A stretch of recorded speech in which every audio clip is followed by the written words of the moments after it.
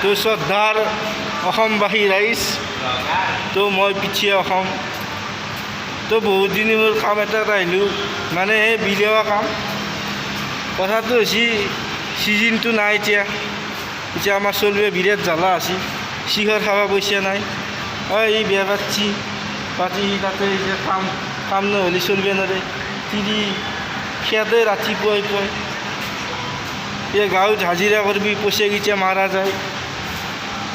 পইচা খুজিলি বয়া পাৱে, এতিয়া বয়া আছে গৰম ৱাই ৰ'দ, ক'ত কি কৰিবি, কেনেকৈ চলিম। ৱাই বন্ধন কিস্তি, গাড়ী কিস্তি আছে, মানে বিৰাট দুখ আৰু।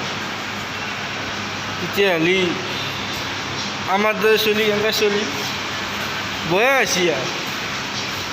সেইকাৰণে এতিয়া আমাক সহায় লাগে, মানে আমাৰ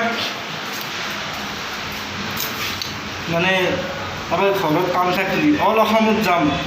মোৰ এটা টিম আছে, আমি কাৰণ বিলেনি কাম কৰোঁ না, সেই টিমটো এতিয়া চবে মোক ফোন কৰি আছে, কাম লাগে, কাম নাই, মই গৰমটো বাদ দি চলিবৰ কাৰণে পইচা নাই।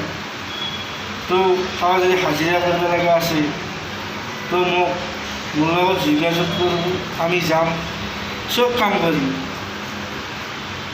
পইচা লাগে, বাই বাই।